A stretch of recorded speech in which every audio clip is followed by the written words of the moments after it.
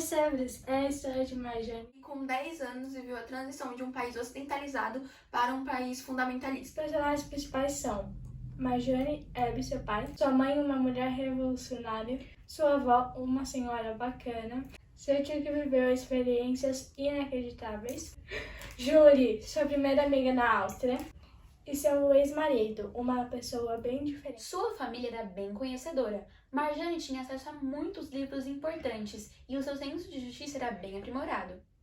A educação de Marjane foi constituída por tradições persas e valores ocidentais e de esquerda.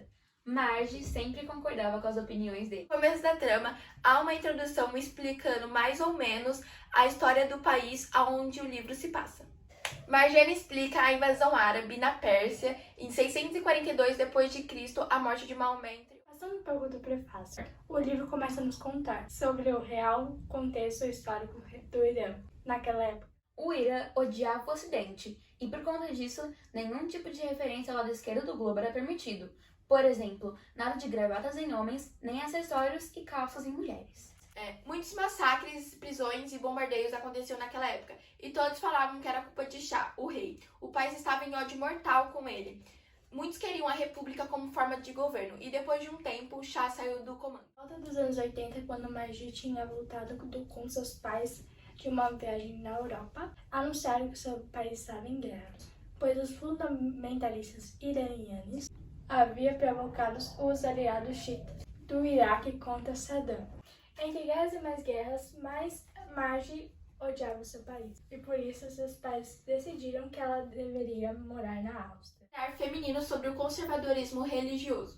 A escola de magia acabou aceitando as regras da religião e do governo. Assim, as meninas eram obrigadas a usar véu nas escolas e não poderiam ter alunos mistos dentro da sala, ou seja, meninas indo para um lado e meninos indo para o outro.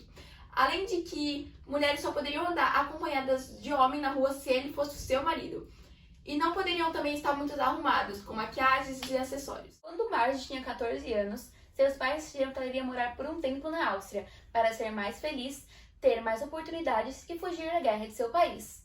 Mas as coisas não saíram como ela planejava e foram tempos bem complicados. Chegando lá, Marjane começou a morar em uma pensão comandada por freiras, onde conheceu sua colega de quarto, Lúcia, uma garota alemã. Na escola, Marge sofria um pouco de bullying, por não ser fluente no idioma e ser estrangeira, mas conseguiu fazer amigos. Julie, Momo, Cherry e Após Oliver. respeitar uma freira, Margie foi expulsa de onde vivia, assim de morar com sua amiga Julie. Com ela aprendeu os costumes ocidentais. Logo após foi morar numa casa compartilhada e depois com a senhora Eder. 1 ano e meio depois de Marge já estar morando na Áustria, ela começou a namorar um garoto chamado Henrique, mas logo terminaram. Depois disso, ela conheceu o primeiro grande amor de sua vida, Marcos, que a atraiu. Depois desse acontecimento, Marge ficou cerca de 3 meses vagando sem rumo e ficou bem doente.